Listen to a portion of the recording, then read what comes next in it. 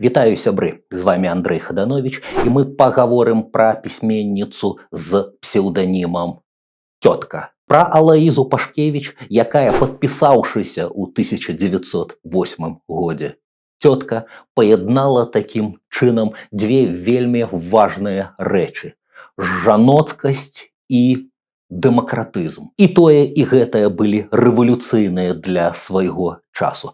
Тётка – само з'яўленне ў беларускай культуры, якой было, можна сказаць, патроеным цудам. Першым цудам было само з'яўленне жанчыны ў бурапеннай гушчэчы палітычнага, культурнага жыцця, калі беларусы толькі рабіліся, усведамлялі сябе беларусамі. Другім цудам была сацыялістычная, дэмакратычная заангажаванасць дачкі уладальніка 100 гектараў і яшчэ 200 ён здаваў у аренду сялянам. Трэцім цудам было само з'яўленне асобы, якая раз назаўсёды акцэнтавала сваю беларускасць і беларускамоўнасць у польскамоўнай сям'і.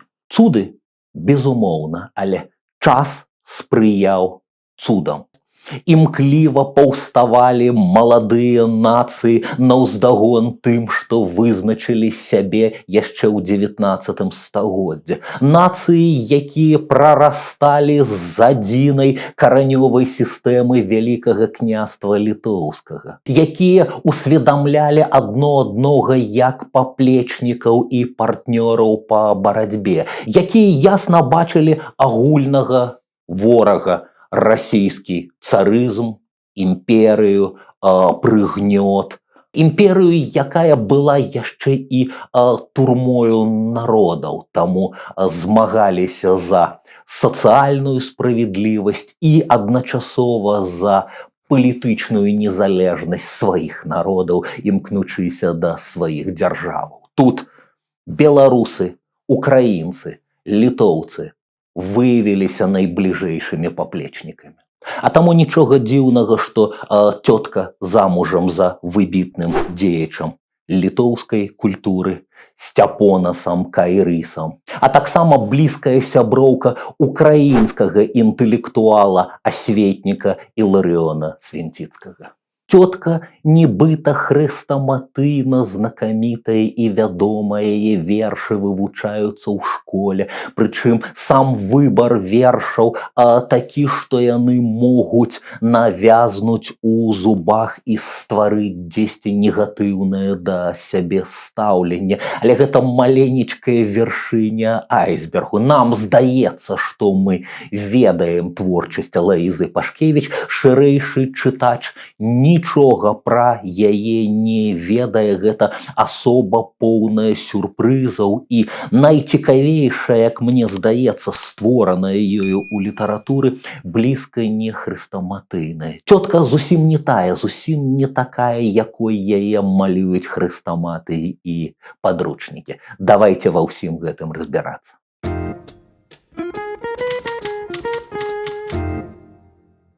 Першы стэрэатып – сам гэты псеўданім. Ён у Тёткі далёка не адзіны і досыць позна з'явіўся.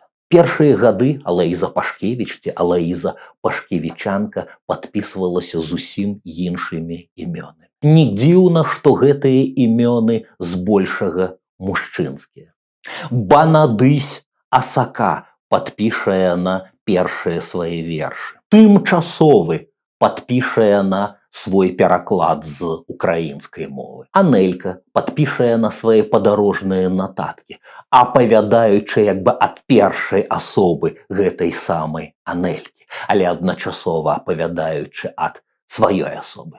Мацей Крапіўка будзе яна падпісваць свае вершы і раннюю прозу, ці Мацей Крапіва, ці проста Крапіва, з рэдчасу Крапівіха. І нарэшце Гаўрыла з Полацка, ці проста Гаўрыла. Большасць гэтых псеўданімаў з'яўляецца раней, чым Тётка.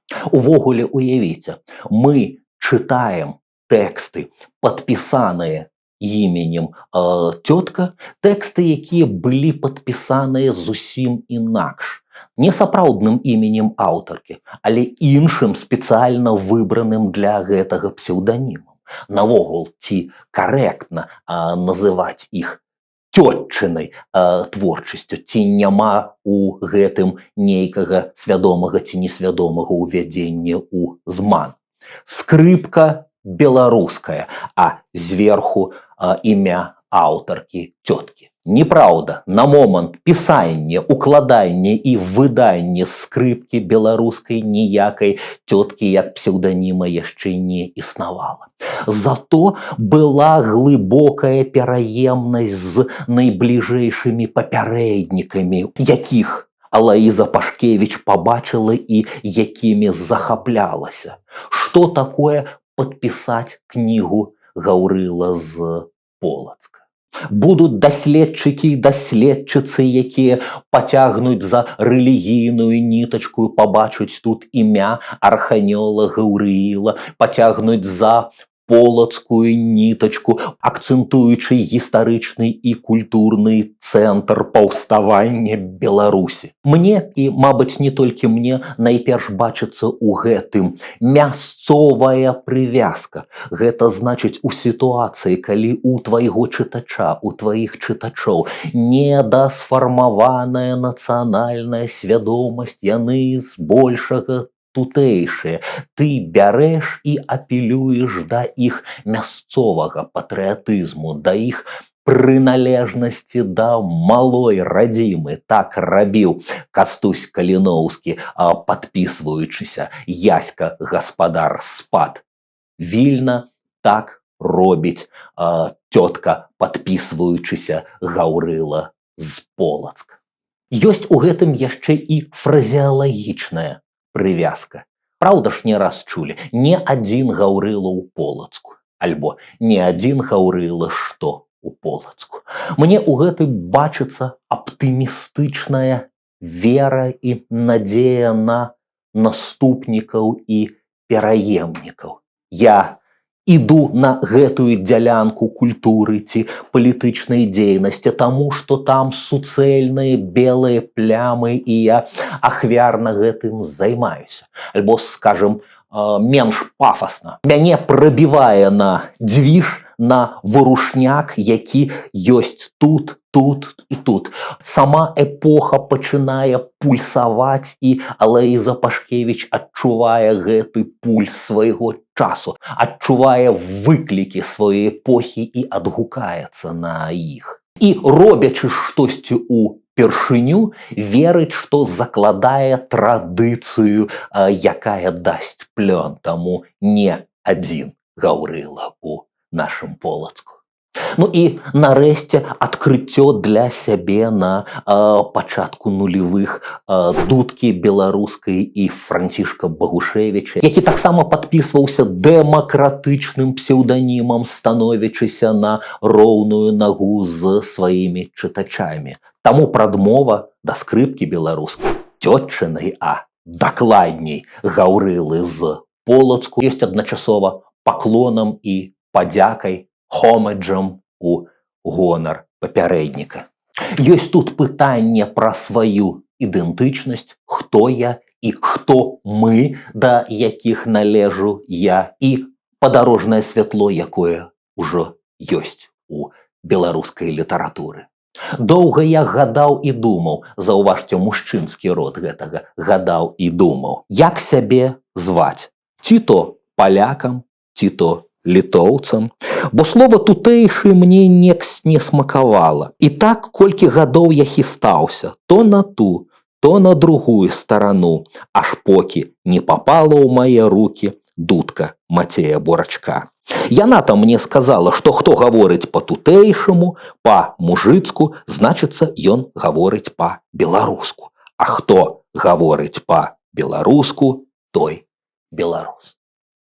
На заметку аматарам беларускай лацінкі ці тым, у чыёй свядомасці суіснуюць дзве сістэмы беларускага правапісу, дзве слынныя паэтычныя кнігі «Тёткі», якія з'явіліся амаль адначасова ў 1906 годзе, існавалі лацінкаю і існавалі кірыліцай. Прычым лацінкаю выдадзеныя ананімна і хутчэй за ўсё у Вільні, а у больш поўным кірылічным выглядзе выдадзеныя у Жоўкве, недалёка ад Львова, у тагачаснай Аўстра-Вугоршчыне, у сённяшняй Украіне. Далёка не першае беларускае замежнае выданне. У Кракаве некалі друкавалася песня пра зубра і іншыя вершы Міколы Гусоўскага. У Кракаве выдавалася кніга Мацея Бурачка Балушевіча.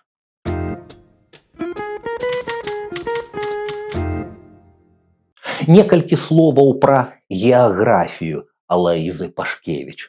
Маладая шляхцянка з шматдзетнай сям'і з-пад Шчучыншчыны. Паўтараю, Шчучыншчыны. Можна сказаць і з Літчыны.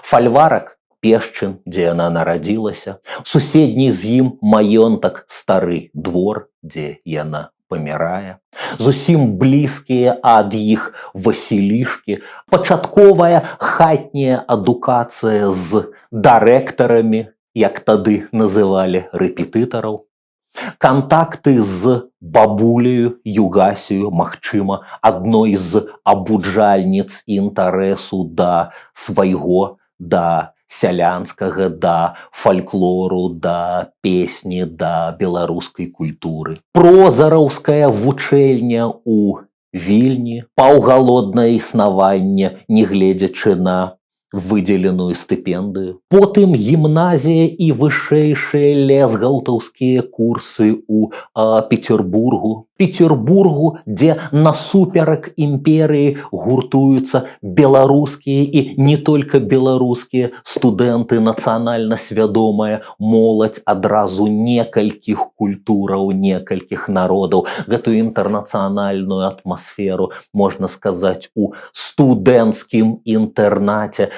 цётка апіша ў сваёй найлепшай прозе. Будзе скачок на злом галавы ў вір адначасова палітыкі і культурна-асветніцкай дзейнасці. Глядзіце, як шмат іпастасяў у цёткі. Яна сузаснавальніца, адна з стваральніц першай беларускай партыі, беларуская сацыялістычная грамада. Яна разам з Уладзіславай, будучай жонкай Янкі Купалы, Уладзіславай Францаўнай Луцэвіч, стварае падпольныя і паўпадпольныя беларускія школкі.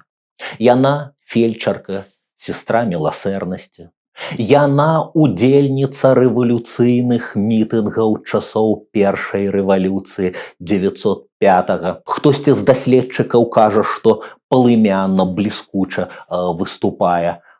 Муж Сцяпона Скайрыс больш асцярожна гаворыць, спрабуе выступаць на палітычных мітынгах. Цётка-палітык, безумоўна, змагаецца адначасова за вызваленне, за эмансіпацыю нацыянальную і гендерную. Цікавіць роля паневоленых нацый, якія мусяць выйсці з расійскага ценю. Яе, безумоўна, цікавіць роля, доля, будучыня жанчыны. Так сталася, што большасць вершаў цёткі супала з першай рэвалюцыяй і цяпер успрымаюцца як рэвалюцыйная агітацыя. Яны у нейкім сэнсе і былі рэвалюцыйнай агітацыяй. Яны адлюстроўваюць стан грамадства, скажам, пасля крывавай нядзелі, пасля масавага расстрэлу рабочых. Зразумела, што кожнага чалавека перапаўняе абурэнне і гнеў. Перапаўняе гэтая вядомая нам з 20-го году «не забудзем, не даруем». Адсюль жорсткасць фармулёвак гэтай цётчынай агітацыйнай лірыкі. Усе гэтыя «чую яшчэ голас з неба, што цара павесіць трэба». Тое, што я вучыў у школе на памяць, і тое, што засланіла ад мяне стэрэатыпам усе іншыя нашмат цікавейшыя творчыя іпастасі цёткі. Мяне тузін гадоў і згаданага цара знішчаць зусім іншыя людзі пры зусім іншых абставінах. А характар Алаізы Пашкевіч, яе душэўная скіраванасць, яе тэмперамент, яе светаадчуванне збольшага зусім пра іншае. Хочаце проста з кнігі «Скрыпка беларуская» верш цёткі здаровага чалавека, як зараз модна жартаваць. Зусім перад рэвалюцыяй, 1902-1903, эпічны, аб'ёмны верш лета з улюбёнымі, важнымі для цёткі карцінамі прыроды, карцінамі вёскі і тэмай творчай самарэфлексіі. Прырода, усе гэтыя фарбы навокал як бы натхняюць цябе на творчасць, і лірычны апавядальнік, апавядальніца, схаваная за апавядальнікам мужчынскага полу, як бы прымірае на сябе ролю мастака. І мы маем твор у творы, верш у вершы, спроба усімі найпяшчотнейшымі фарбамі намаляваць вясковую прыгажуню Касю. І спрабую, мо змалюю нашу Касю, мо счарую вочы неба, броў чарненька, гараць шчокі з губ маліны. А мая жа ж ты, міленька, не спаткаў такой дзяўчыны, з такім жарам, з такім спрытам, а галоўка як бы жытам, як пшаніца каласамі, залаціцца над грудзямі, доўгі косы вянком уюцца, зубы белыя смяюцца, стан танюткі як былінка. Ну і Кася, ну дзяцінка, як царэўна, як багіня, як нарцыса, як Вяргіня, як лілея на Дунаю, як пралеска сярод гаю. Цвіце Кася на ўсю вёску зоркай яснай. Як вам фрагмент? Застаецца толькі пераставіць некалькі радочкаў месцамі, і мы маем знакамітую песню Ігара Лучынка, трыумфальна выкананую з сябрамі, з вельмі лірычным, вельмі яскравым, вельмі пяшчотным вобразам гераіні. Вершаваны фрагмент, які мае не адно наступства ў беларускай культуры. Хто толькі потым, пачынаючы з Петруся Броўкі і ягонай Александрыны, не параўноўваў прыгажуню з кветкамі. Такі сабе стэрэатып мужчынскай лірыкі, несмелага закаханага, замест крокаў наперад стаяць, рэфлексаваць і параўноўваць з кветкамі. Цётчын фрагмент нашмат дынамічнейшы. Заўважце, што гэтая як нарцыса, як Вяргіня, мацнейшая і важнейшая, чым папярэдняе, як царэўна, як багіня. Заўважце, гэтая фальклорная, універсальная на Дунаю. Але мінае 2 гады, і мы ў эпіцэнтры рэвалюцыі, і наступныя вершы ўжо іншы светапогляд адлюстроўваюць, але адлюстроўваюць тую ж паэтыку і тую ж паэтычную тэхніку. Найлепшыя радкі нават у палітычнай агітацыі цётка будзе нанізваць па тым жа самым прынцыпе параўнанняў, метафараў, адухаўленняў. Толькі параўноўвацца будзе ўжо не з кветкамі, а зусім іншымі матэрыямі і рэчывамі. Мы ўваходзім у эпоху вулічных боек, тэрарыстычных актаў, пораху і бомбаў. Веру, братцы, ў нашу сілу, веру у волі нашай гард. Чую, агонь у нас не брыну, бачу, братцы, мы не з карт, мы не з гіпсу, мы з каменья, мы з жалеза, мы са сталі. Нас скавалі ў пламенні, каб мацнейшымі мы сталі. Цяпер, братцы, мы з граніту, душа наша з дынаміту, рука цвёрда, грудь акута. Пора, братцы, парваць пута.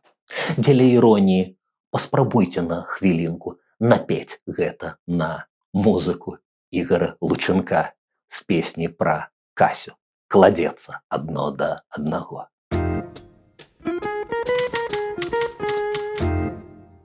Магчыма, самы славуты ў скрыпцы беларускай верш на магіле. Верш праграмны, і заўважце заканамернасць. Чым сур'ёзней і універсальней гаворыць цётка пра чалавека, пра мастацкую творчасць, пра феномен невытлумачальнага, тым бліжэйшая выяўляецца тэма смерці, тэма злічаных дзён, тэма пераадолення гэтай хісткай мяжы паміж тут і там, паміж нашага тымчасовага, нагадваю, адзін з псеўданімаў цёткі, існавання на зямлі і чагось наступнага. Гэты верш запавет аўтарка піша ўжо як бы з вечнасці, але працягвае разважаць над феноменам творчасці,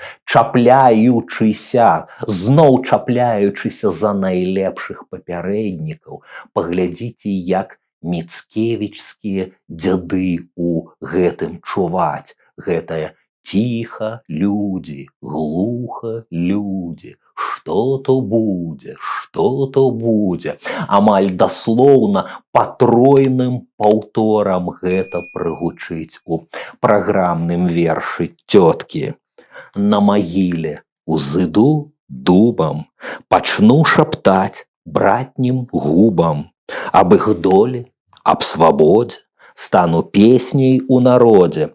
Пастух дудку з мяне скруціць, як зайграе, кроў замуціць, як засвішча кожны стане. Што за гранне, што за гранне, што то будзе, што то будзе з гэтай песні у нашым людзе. Востры зубы, як бы спілы, колюць, рэжуць, цягнуць жылы, смаляць, паляць, пякуць, студзяць. Старых, малых са сна будзяць, як на вуглях кожны стане. Што за гранне, што за гранне, што то будзе з гэтай песні у нашым людзе.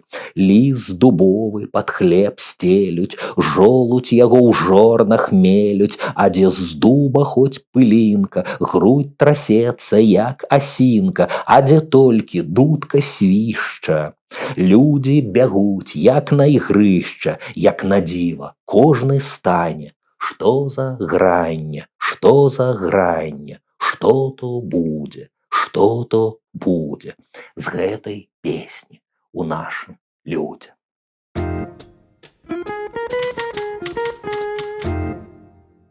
Найлепшыя радкі пры ўсёй паэтычнай нероўнасці цёткі лірыка гавораць пра фенаменальны талент. Талент, які з ростам, з сталасцю паэткі, якая праводзіць гады ў эміграцыі, праводзіць гады ў Львове, навучаючыся ва ўніверсітэце, сённяшні універсітэт імя Івана Франка, потым у Кракаве, у Ягелонскім універсітэце, потым вяртаючыся у Вільню. Напрыканцы нулевых, на пачатку дзесятых перад намі ўжо зусім іншага ўзроўню, іншай сталасці, іншай глыбіні, іншага адчування часу аўтар. Аўтарка, якую ўжо хочацца назваць мадэрністкай. Проза, якую хочацца назваць псіхалагічнай прозай. А з усёй той ранняй агітацыі і прапаганды вырасла дзіцячая асветніца, вырасла педагог, вырасла аўтарка кніг для дзяцей. Таму нічога дзіўнага, што праз стагоддзе ў Беларусі, у незалежнай беларускай культуры з'яўляецца прэмія імя цёткі, імя Алаізы Пашкевіч, якую уручаюць за дзіцячыя кнігі, як аўтарам і аўтаркам, так і мастакам і мастачкам. Абсалютна заканамернае ўшанаванне памяці арганізатаркі дзіцячых школ, аўтаркі першага чытання для дзяцей беларусаў і аўтаркі беларускага лемантара. Працытую два кароткія фрагменты з цёткі дзіцячай пісьменніцы. Паглядзіце, як гэта не банальна, як гэта не трывіальна, як больш па-даросламу яна звяртаецца да дзіцячай аўдыторыі, чым у тых рэвалюцыйна-агітатарскіх вершаў, што зусім ужо па-дзіцячы трактуюць слухачоў і слухачак. Колькі гумару і кемлівасці, глядзіце самі. Два мужики. Вёз раз мужик воз сена ў горад прадаваць. Спатыкаецца з другім. Здароў, як маешся? Здароў. А што вязеш? Пытаецца той. Дровы. Якія дровы? Гэта ж сена. А калі сам видишь і знаеш, на што ж тады мяне пытаеш? Альбо такое, нашмат сур'ёзнейшае. Тэарэтыкі і практыкі дзіцячай літаратуры сёння разважаюць, можна ці не можна размаўляць з дзеткамі на тэму смерці, напрыклад. Паўтару, усё найлепшае, што ёсць у цёткі, так ці інакш звязана з тэмою смерці. Паглядзіце на гэты дзіцячы фрагмент. Дзед і баба. Жыў сабе дзед і баба, дужа старыя абое. Крэпка яны любілі адзін аднаго. Як прыйдзе смерць, казаў дзед, я, бабка, умру наперад. Ты мяне пахаваеш, а сама жыві яшчэ. Не, дзедка, гаварыла баба, я хачу перш умерці і буду прасіць смерці, каб яна ўзяла мяне, а ты яшчэ жыць астанешся. Так спіраліся яны, раз седзячы, запёршыся ў сваёй хатцы. Раптам стук-стук нехта ў дзверы. Хто там? Адчыніце, я смерць прыйшла таго ўзяць, хто першы мне пападзецца. Адчыні, бабка, кажа дзед. Не, дзедка, адчыні лепш ты. Так пасылалі адзін аднаго, і ніводзін не хацеў ісці адчыняць. Смерць, не дачакаўшыся, праз комін улезла ў хату і забрала абое. Як вам такая дзіцячая літаратура? Здаецца, і шведскія майстры з-пад зоркі Астрид Лінгрен маглі б пазайздросціць, хоць яны, як мала хто, умеюць на недзіцячыя тэмы размаўляць у дзіцячай літаратуры.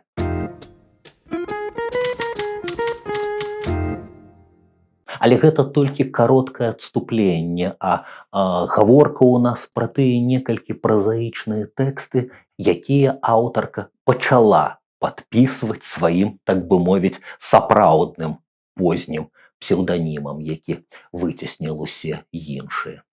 Гэта невялічкі абразок, навагодні ліст, які нават не пішуць, а дыктуюць непісьменныя бацькі, бацька і маці свайму сыну, з якім яны ў разлуцы, бо яго забрылі ў маскалі, у расійскія салдаты. Ён дзесьці ў Разанскай губерні, а яны дыктуюць для яго ліст адзінаму, магчыма, пісьменнаму суседу, які ўзяўся запісаць. Вось дзіўнае ўражанне складае гэты ліст. Даруйце з-за параўнання узор хемінгуэйўскай тэлеграфнай прозы, дзе зусім нешмат на паверхні, а ўсё найцікавейшае схаванае пад вадой, у тых эмоцыях, якія так і застаюцца невыказаныя. Магчыма, таму так эліптычна гэта ўсё скача з прадмета на прадмет. Кланяемся мы табе, бацькі родныя, Юзуль канцавы, бацька твой і Настуля канцавая, маці твая і сестра яшчэ, Агата канцавая, па мужу каратканога, з вёскі Бульбенішкі, і ўсе твае знаёмыя і незнаёмыя кланяюцца. Жывем добра, чаго і табе жадаем. Зіма ў нас крэпка, кропка. Паўмястэчка згарэла на сёмуху, кропка. Ураджай быў не вельмі вялікі, кропка, і гэтак далей. Паміж кропкай і наступным сказам часам праходзіць некалькі месяцаў. Гэтыя калейдаскапічныя ўражанні, сціснутыя да чыста беларускай сарамлівасці, не заняць зашмат месца ў аповедзе, не заняць у унтара артылерыйскага, які піша пад дыктоўку за шмат часу. Гісторыя, якая зачапіла пазнейшага паэта Анатоля Сыса, які стварыў, магчыма, адзін з галоўных сваіх паэтычных твораў, паэму «Алаіза», якая як бы запаўняе прагалы ў цёткаўскай прозе, расце з яе кароткіх цытатаў. Вось паслухайце, што па версіі Сыса адбываецца ў гэтым прагале між крэпкай зімою і пажарам на Сёмуху. Вёска Пешчыны, богам не спешчаная, спала на Сёмуху, да пеўня сёмага. А вось мы у падстрэшша, самы чырванейшы, самы перуанскі, з апярэннем панскім, крылом правым махнуў. Ветер з поля падзьмуў, махнуў левым крылом, занялося ўсё агнём, а на нашай страсе вусел яйкі нясе. А на нашай печы хворая малеча, а я доньку нараджала не для жару і пажару, а для пекна слонейка, для мядочку ў слоіку. Жары певень, адвярніся, у чорным моры акуніся, у чорным поле прападзі, пустазеллем узыдзі, каб цябе да Сёмухы выкасілі конюхі белым, сінім і чырвоным самым, з галадалым конем. Згінь.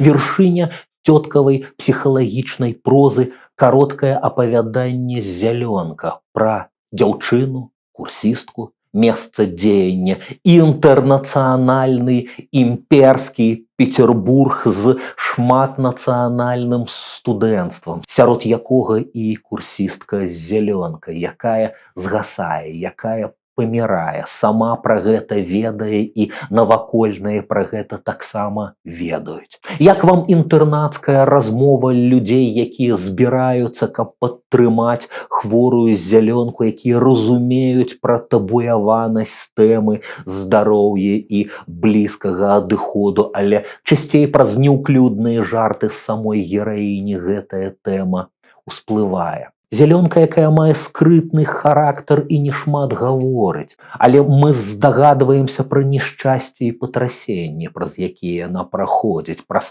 спробы самагубстваў, праз якія яна праходзіць. І адносны душэўны спакой, якога яна дасягае, ён вынікае ў прынцыпе з ведання блізкага фіналу. Ну, як можна пацешыць і падтрымаць такую сяброўку? Інтэрнацыянальнае студэнцтва збіраецца і спрабуе, што можа. Вось украінец прыносіць бандуру і спявае штосьці каларытнае. Вось прыходзіць сябрук, самасвядомы яўрэй Шмулька, які вывучае культуру дзеля падняцця самапавагі свайго народа, дзеля захаплення габрэйскай самаадукацыі. Ён ведае пра запаветную любоў гераіні да музыкі і доўга ашчаджаючы,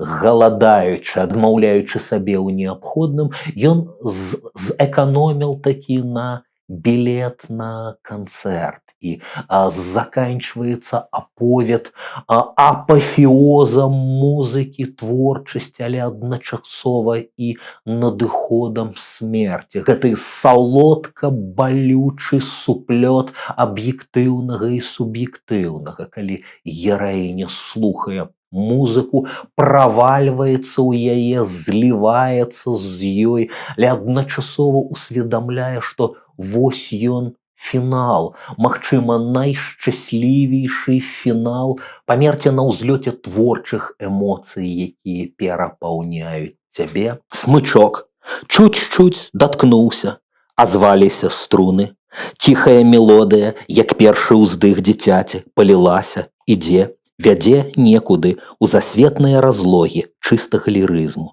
Маладая душа верыць у шчаслівыя далі, узнімаецца і рвецца да іх смелым лётам, мераць у яе адзін за другім громы абману, зла, змагаецца з цёмнымі сіламі прозы, б'е скрыдламі ў нябесныя скляпенні паэзіі, бой даходзіць фазы смерці і жыцця, белая шата паволі пакрываецца крывавай расою, скрыдлы апускаюцца, і ўжо смяртэльна раненая моладасць плача, стуліўшыся ля варот шчыльна зачыненага раю шчасця.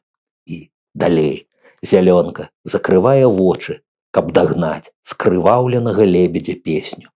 Плачуць у вачах зялёнкі свежыя росы на пракосах.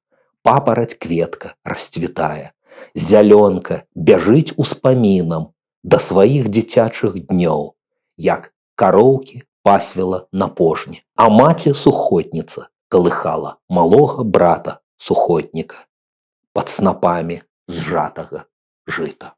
І зноў слова Анатолю Сысу, які схапіў аўтабіяграфічны нерв і піша паэзію паўзверх прозы цёткі з ейнага жыцця, з ейных матываў, з ейнай хваробы уплеценай у гісторыю зялёнкі, з ейнай рэфлексіі пра смерць і свой непазбежны сыход. Белая шчырасць кароў, нямоглыя грудзі матулі.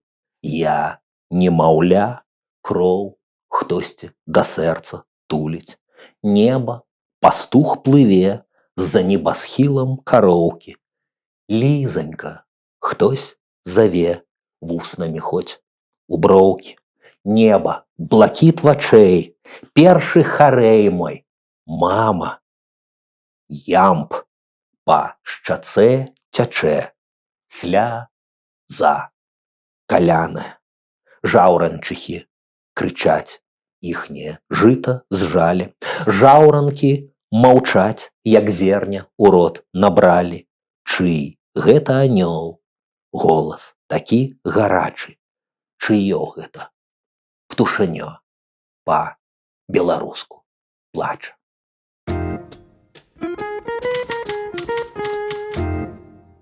І апошні штрых, што да творчасці цёткі, як ранняя смерць 40гадовай жанчыны, якая ведала пра злічанасць сваіх дзён, але самаахвярна служыла тым, каму горш, тым, каму цяжэй за яе, якая, страціўшы ў 16-тым годзе бацьку, які памірае ад тыфусу, на лічыне лютуе эпідэмія тыфусу, едзе, каб развітацца з ім, а прынагодна ратуе хворых землякоў, ад якіх заражаецца і сама памірае, аслабленая хваробамі, аслабленая шматгадовымі сухотамі. Цётка не паспела належным чынам рэалізаваць кожную з сваіх фантастычных іпастасяў, але у кожнай з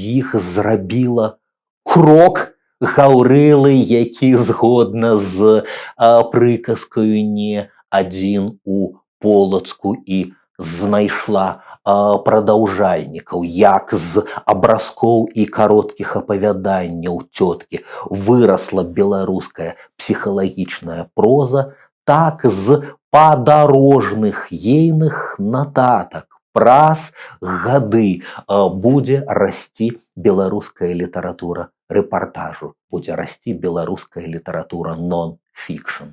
Два фрагменты, якія напісала цётка, першы пад псеўданімам Анеля, некалькі фрагменцікаў, паяднаных назваю з дарогі.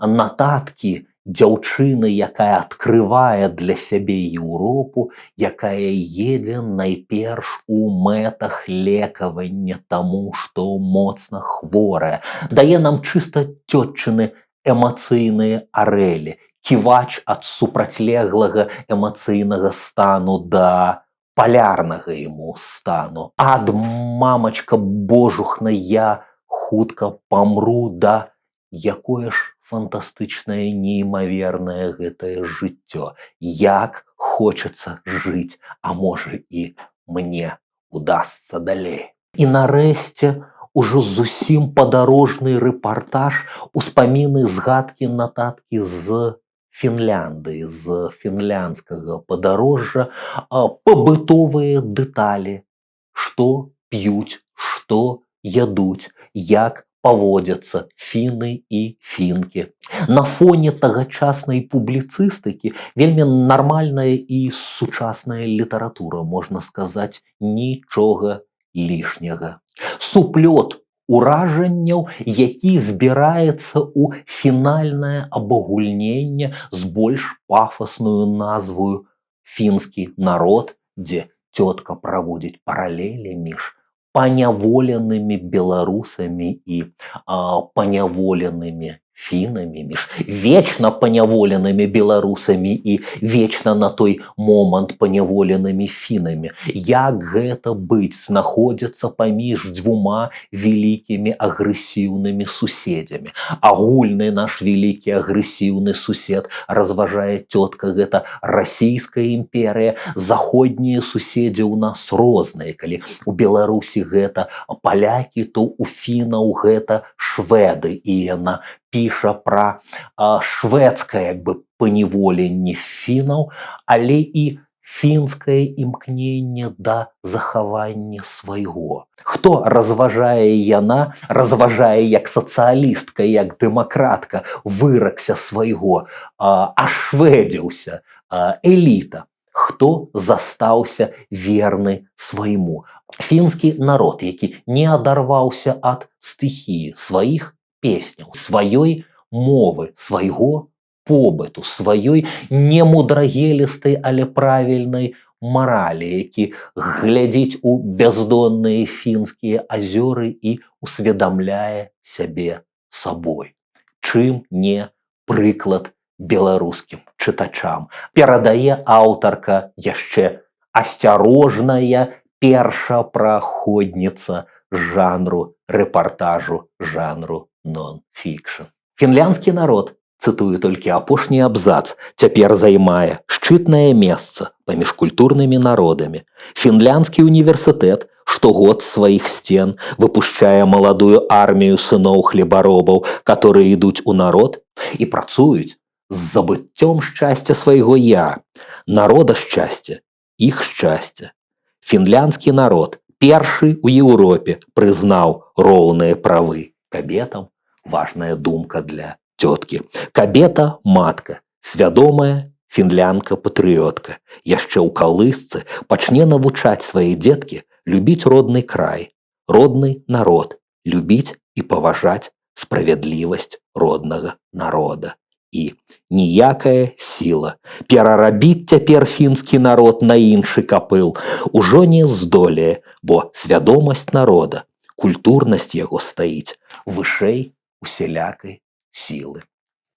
Мяне 100 гадоў пасля гэтай спробы беларускай непрыдуманай нон-фікшн літаратуры і іншая беларуская аўтарка Светлана Алексеевич атрымае за нон-фікшн Нобелеўскую ўзнагароду, але шчымлівы запавет апошняга абзаца гэтых фінскіх нататак застанецца для нас актуальны.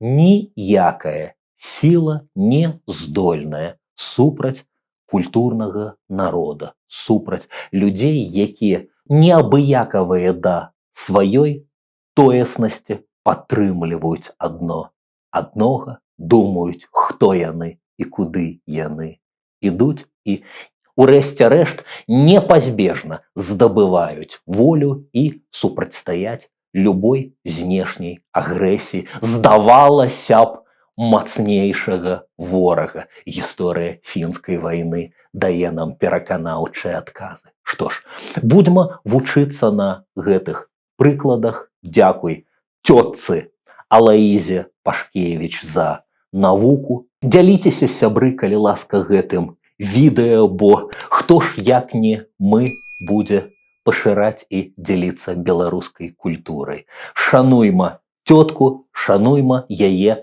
пераемнікаў і нашчадкаў сённяшніх беларускіх пісьменніц і пісьменнікаў. Жыве беларуская культура і жыве Беларусь.